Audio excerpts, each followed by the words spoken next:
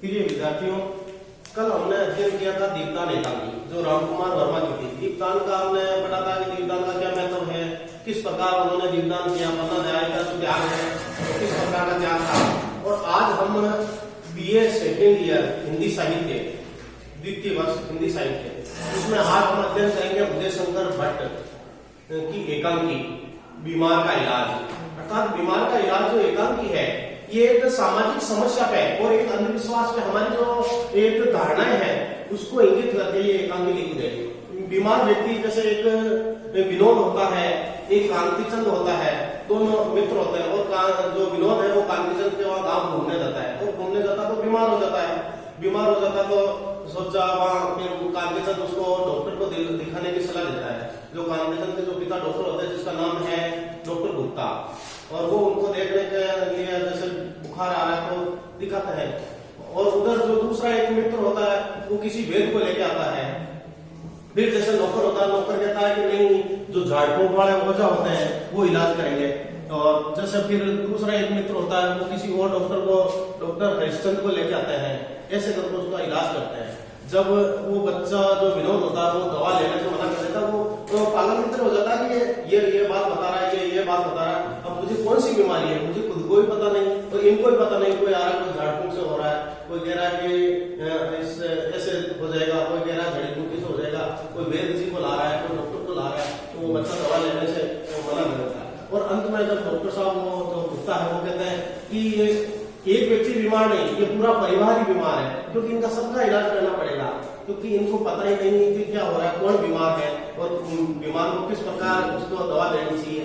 कोई झाड़ फूक पे विश्वास कर रहे हैं, कोई किसी पे विश्वास कर रहे हैं। तो इसका मतलब है कि इस एकांकी में जो बीमार का इलाज एकांकी जो सामाजिक समस्या है और जो समाज में जो रूढ़िवादी का अंधविश्वास है, जो टोने टोटने की जो भावनाएं हैं उस पर व्यंग्य किया गया है।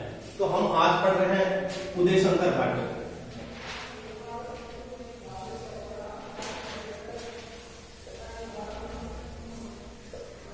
जो हिंदी के एक महत्वपूर्ण एकांकीकार माने जाते हैं। तो उदय शंकर भट्ट का हम जीवन परिचय पढ़ेंगे या उनके बारे में पढ़ेंगे कि उन्होंने कौन कौन सी रचनाएं लिखी, कौन कौन सी रचनाओं का उन्होंने लेखन किया। उदय शंकर भट्ट जी मुख्यतया सामाजिक नाटककार है, अर्थात समाज से संबंधित नाटक लिखे उन्होंने। तो समाज में जो भावनाएं थी या समाज में जो रूढ़ियां थी, अंधविश्वास थी, सामाजिक जो परंपराएं थी उसको माध्यम बनाकर उन्होंने नाटक लिया। उनका प्रथम नाटक या प्रथम एकांकी संग्रह अभिनव एकांकी जो 1940 के अंदर लिखी गई में प्रकाशित हुआ। स्त्री का हृदय, चार एकांकी, समस्या का अंत, धूम शिखा, अंधकार और प्रकाश, आदिम युग, पर्दे के पीछे, आज का आदमी, सात प्रहसन आदि उनके अन्य एकांकी संकलन है। उन्होंने अपने एकांकियों में वर्तमान समाज और आधुनिक जीवन में उठने वाली विविध समस्याओं तथा उनसे संघर्षों, कुरीतियों, आडंबरों, धर्माडंबरों, अनाचार, अंधविश्वास तथा आर्थिक कष्टों का चित्रण किया है। क्योंकि उन्होंने तो एकांकी में जैसे कि समाज में किस प्रकार धर्म के प्रति आडंबर है, किस प्रकार अंधविश्वास है, किस प्रकार आर्थिक संकट है और आर्थिक संकट में भी जो अनाचार हो रहा है, जो ऐसी व्यवस्था है उसका उन्होंने चित्रण किया है।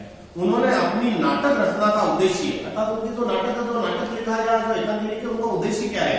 नाटक रचना का उद्देश्य मनोरंजन के साथ सद उद्देश्य स्वीकार किया है, अर्थात मनोरंजन में के लिए भी लिखा और मनोरंजन के साथ साथ हमें सद उद्देश्य, अच्छे उद्देश्य मिलेंगे कि समाज में अगर कोई जैसे बीमार हो जाता है तो झाड़ फूक से कैसे ठीक हो सकता है। अगर मान लो कहते हैं कि अगर एक चौकी से अगर ठीक हो जाता है, कहते हैं चौकी भरवाने से ठीक हो जाता है, तो फिर डॉक्टर की क्या आवश्यकता है। तो ऐसे उन्होंने जो समाज में अंधविश्वास है, जो झाड़ फूक है, जो तांत्रिक है, उन पर उन्होंने व्यंग्य किया है। नाटक रचना का उद्देश्य मनोरंजन के साथ सद उद्देश्य स्वीकार किया है। एकांकी नाटक लिखते समय मेरी प्रवृत्ति जीवन विश्लेषण की ओर अधिक रही है। मैं मानता हूं नाटक केवल मनोरंजन ही नहीं, वह उसके साथ जीवन वर्णन भी है। अर्थात नाटक केवल एक मनोरंजन नहीं, जीवन वर्णन भी है। अर्थात जीवन का वर्णन करते हैं, जीवन में जो क्या बुराइयां हैं, जीवन में क्या कमियां हैं उसका भी वर्णन करते हैं, केवल एक मनोरंजन ही नहीं है। आपके प्रश्न कटु व्यंग्य न होकर, अर्थात ये कह रहे हैं आपके जो वचन है वो कटु व्यंग्य न होकर निर्मल हास्य के उदाहरण है, अर्थात जिसमें आपके नाटक को पढ़ने से हंसी भी आएगी और आपको कुछ सीख भी मिलेगी। उनके एकांकियों के संदर्भ में डॉक्टर नगेंद्र का कथन है कि, अर्थात डॉक्टर नगेंद्र जो हिंदी साहित्य के महान ज्ञाता भी है, हिंदी साहित्य के अच्छे विचारक भी है, तो वे कहते हैं वे प्राचीन संस्कारों का आदर्श लेकर नवीन यथार्थ के प्रति जागरूक रहे हैं। अर्थात उदय शंकर भट्ट जी के बारे में डॉक्टर नगेंद्र जी कहते हैं कि वे प्राचीन संस्कारों का आदर्श लेकर नवीन यथार्थ के प्रति जागरूक, यथार्थ का वाक्य कि जो प्राचीन जो संस्कार है उसको आदर्श मानकर जो वर्तमान में जो लोगों के मन में जो जागरूकता है, लोगों के जो बारे में जो जागरूकता है उसका उन्होंने वर्णन किया है। उनमें मानव के प्रति सेव्य निष्ठा, जीवन के प्रति सच्चा अनुराग और उस निष्ठा तथा अनुराग को मूर्त रूप, अर्थात मूर्त का मुख्य या सामने प्रस्तुत करने, मूर्त रूप देने की लगन है। भट्ट जी ने रेडियो तथा रंगमंच दोनों के लिए एकांकियां लिखे हैं। तो भट्ट जी ने एक तो रेडियो के लिए भी एकांकी लिखी, तो रेडियो पे एकांकियां आती है, आपने सुना होगा, नाटक वगैरह आता है, और एक उन्होंने रंगमंच के लिए जिसका मंचन किया जाता था उससे भी संबंधित उन्होंने एकांकियां लिखी है।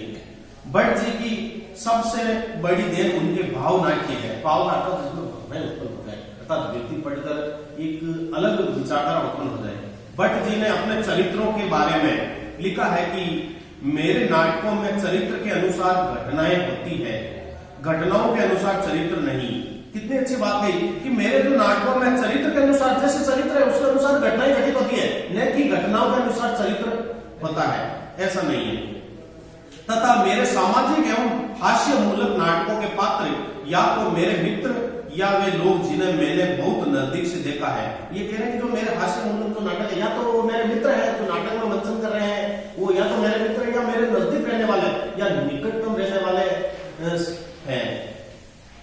सभी पात्र परिचित है, परिचित रहता है निकट में रहने वाले या जो मित्र वगैरह परिचित ही होंगे, परिचित हैं, जाने सुने हैं।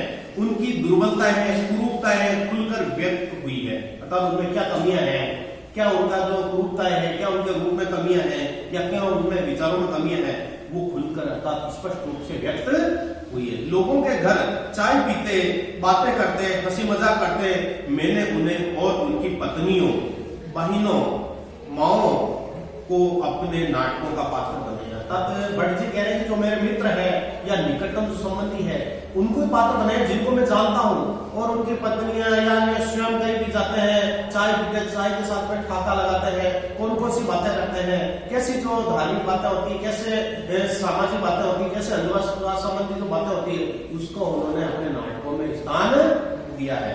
तो आज हम जो पढ़ने जा रहे हैं वो है बीमारी का इलाज। उदय शंकर भट्ट की एक महत्वपूर्ण एकांकी है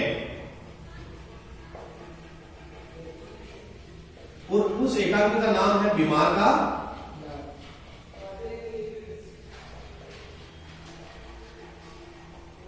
अर्थात बीमार व्यक्ति का इलाज किस प्रकार किया जाता है। जब बीमार व्यक्ति हो जाता है तो विभिन्न व्यक्ति अलग अलग विचार देते हैं कि कोई कहता है इसको काढ़ा पिला दो, कोई कह रहा है उसको वो पिला दो, कोई कह रहा है उसको झाड़फूंक करवा दो, और कोई कह रहा है उसको डॉक्टर को दिखाओ। तो ऐसे अलग अलग विचारधाराओं के लोगों की जो सोच है ज्यादा किया गया है, और समाज में उस प्राचीन जो सोच को और संस्कारों को लेकर जो नवीन सोच है उसके बारे में उन्होंने वर्णन किया है। बीमार का इलाज। सामाजिक समस्याओं पर हृदय स्पर्शी एकांकी लिखने वाले उदय शंकर भट्ट का बीमार का इलाज एक प्रतिनिधि एकांकी, जैसे सामाजिक समस्याओं को हृदय को स्पर्श करने वाले विचार उन्होंने इस एकांकी के माध्यम से व्यक्त किए कि समाज में कौन कौन सी समस्या है। आज भी समस्या है, आज भी कोई परिवार में बीमार होता तो हम झाड़ फूंक करवाते हैं, तंत्र विद्या के द्वारा उसको ठीक करने का प्रयास करवाते हैं, गले में कुछ ताबीज डालते हैं, पर हमें पता नहीं है कि अगर मान लो बीमार अगर डॉक्टर का जो अगर बीमारी है तो वो उसी से ठीक होगी। अर्थात हम झाड़ फूंक से अगर एक चौकी से इलाज कर सकते हैं तो वो फिर डॉक्टर किस काम का। अर्थात डॉक्टर का इसका मतलब है कि हम आधुनिक युग में, वैज्ञानिक युग में, एक जो चिकित्सा के युग में जी रहे हैं, फिर भी हम आज अंधविश्वासों में जी रहे हैं, अंधविश्वासों में विश्वास कर रहे हैं। तो उदय शंकर भट्ट जी का जो ये एकांकी है एक प्रतिनिधि एकांकी है। इस एकांकी में भट्ट जी ने हमारी मानसिकता का बड़ा तार्किक वर्णन किया, तार्किक अर्थात तर्क के साथ में कि हमारी मानसिकता कैसी हो गई है। आज भी हम पढ़े लिखे हैं पढ़ लिख कर भी हम अनपढ़ों जैसी या फिर रूढ़िवादी जैसी बातें करते हैं। तार्किक वर्णन किया है, स्वभाव से हम कुछ न जानते हुए भी सर्वज्ञ बनने का प्रयास करते हैं। अर्थात हमें वास्तव में पता है हम कुछ नहीं जानते, फिर भी हम लोगों को सलाह देते हैं कि भाई अगर बीमार हो गया उसको ये पिला, वहां तांत्रिक के पास ले जा, वो इलाज कर देगा। अर्थात हमें पता नहीं है, फिर भी हम दूसरों को सलाह देते हैं। अर्थात हम जानते हैं, ऐसा मानते हैं कि हम सब कुछ जानते हैं। और ऐसा माना जाता है हमारे भारत में तो वैसे ही सब बिना पैसों की सलाह है, कोई भी सलाह दे देता है ना, लेने वाला होना चाहिए। सर्वज्ञ बनने का प्रयास करते हैं तथा अपनी रुचियों को दूसरों पर थोपते हैं कि जो मेरी रुचि है वो दूसरों की रुचि कैसे हो सकती है। फिर भी सोचते हैं भाई मैंने तो ये किया, ऐसा ठीक हो गया, तू भी ऐसा कर, तू भी झाड़ फूक करवा, ठीक हो जाएगा, ये जरूरी है। अर्थात अपनी रुचियां दूसरों पर थोपते हैं। विभिन्न बीमारियों के विषय में हर व्यक्ति का अपना नजरिया होता है, एक अपनी विचारधारा होती है, एक अपनी सोच होती है, एक नजरिया होता है और वही उसकी दृष्टि में पूर्ण है। अर्थात हम मानते हैं कि जो हमारी दृष्टि है वो सबकी दृष्टि है, हमारे जो विचार है वो सबका है, हमारे नजरिया वो सबका है, ऐसा नहीं है। और हम उस पर थोपते रहते हैं कि भाई मेरी विचारधारा ऐसी, तुम्हारी है, ऐसा नहीं है। भले ही हम स्वास्थ्य विज्ञान का के विषय में कुछ नहीं जानते हो, पर हर बीमारी का इलाज हमारे पास, हम देखो कितने भारतीय हम कैसे हैं, हमारे पास स्वास्थ्य विज्ञान का कोई जानकारी भी नहीं है, कोई ज्ञान भी नहीं है, फिर भी हम सभी बीमारियों का इलाज जानते हैं। टोने टोटके के द्वारा कर देते हैं, झाड़ फूक के द्वारा कर देते हैं, काढ़ा वगैरह के द्वारा कर देते हैं, और किसी के द्वारा कर देते हैं। कोई व्यक्ति बीमार हुआ तो उसको खांसी चल रही, ये पिला, उसको ये पिला, उसको ये पिला, जबकि हम ये कभी नहीं कहते उसको डॉक्टर को दिखा। क्यों? क्योंकि हमारे पास हम ऐसे हैं भारतीय कि हमारे पास सभी बीमारियों का लगभग इलाज है और उसी अंधविश्वास को हम जीते रहते हैं। इस एकांकी में एक परिवार में कांति का मित्र, अर्थात इनमें एकांकी में जो प्रमुख एक पात्र है जो कांति चंद और उसका मित्र है विनोद, गांव घूमने को की गरज से आता है। अर्थात गरज का आता कि भाई जब छुट्टियां हो जाती तो गांव में घूमने के लिए आता है। और जो विनोद है वो बीमार हो जाता है, किंतु आते ही उसे बुखार आ जाता है। विनोद को आते ही गांव में, जब शहर का व्यक्ति बच्चा है गांव में आता तो बीमार हो जाता है, वातावरण परिवर्तन होता तो बीमार हो जाता है। कांति गांव जाने के लिए तैयार है, पर वो गांव जाने के लिए तैयार है क्योंकि उसे वहां आवश्यक कार्य से बुलाया गया। कांति होम्योपैथ डॉक्टर नानक चंद को दिखाने का सुझाव देता है। कांति चंद है वो थोड़ा समझदार है, वो कहता है कि भाई होम्योपैथ का जो डॉक्टर है नानक चंद, उसको दिखाओ ताकि होम्योपैथ के द्वारा उसका इलाज किया जा सकता है। तो सुझाव देता है। तो चंद्रकांत अर्थात कांति चंद के पिता डॉक्टर गुप्ता को बुलाते हैं। किसको बुलाते हैं? डॉक्टर गुप्ता को बुलाते हैं।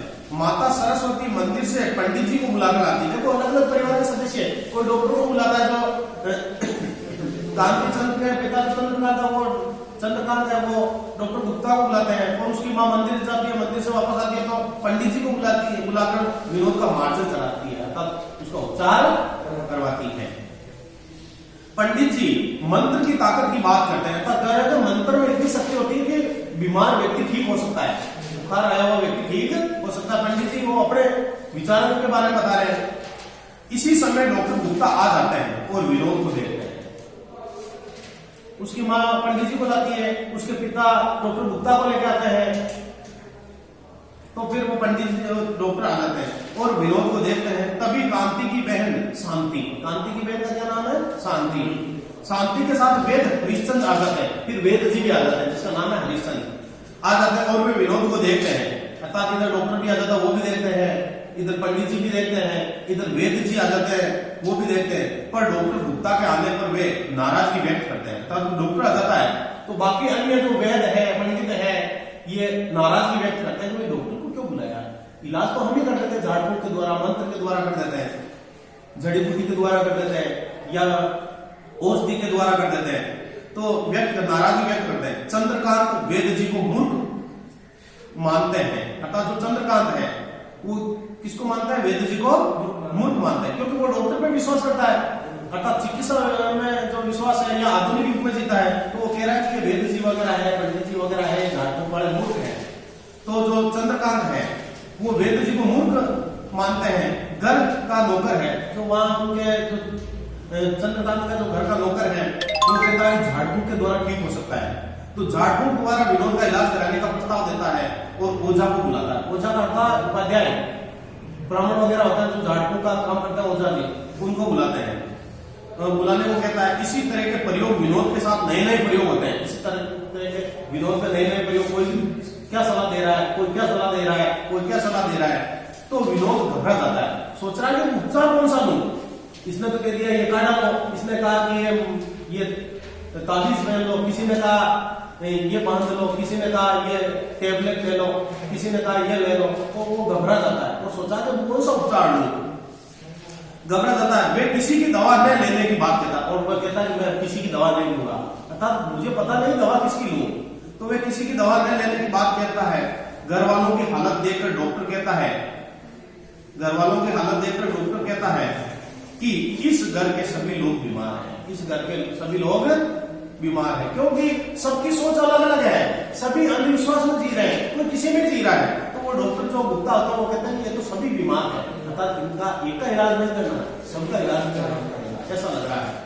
तो लेखक प्राकांतर से यह संदेश देता है कि अज्ञान के आधार पर व्यर्थ के सुझाव से किसी का भला नहीं होता। अर्थात हमारे अंदर अज्ञानता होती है और हमारे अंदर पता ही नहीं है, हमें पता ही नहीं है कि किस बीमारी का कौन सा इलाज है, किस बीमारी में क्या करना चाहिए, और हम अज्ञानता के कारण हम दूसरों को सलाह देते हैं, दूसरों को सुझाव देते हैं, और ये सुझाव इस सुझाव से किसी का भला नहीं हो सकता, किसी का अच्छा नहीं हो सकता है। तो हमने ये एकांकी के बारे में पढ़ा है, और इससे पता चलता है कि जो समाज में क्या क्या बुराइयां हैं, समाज में क्या क्या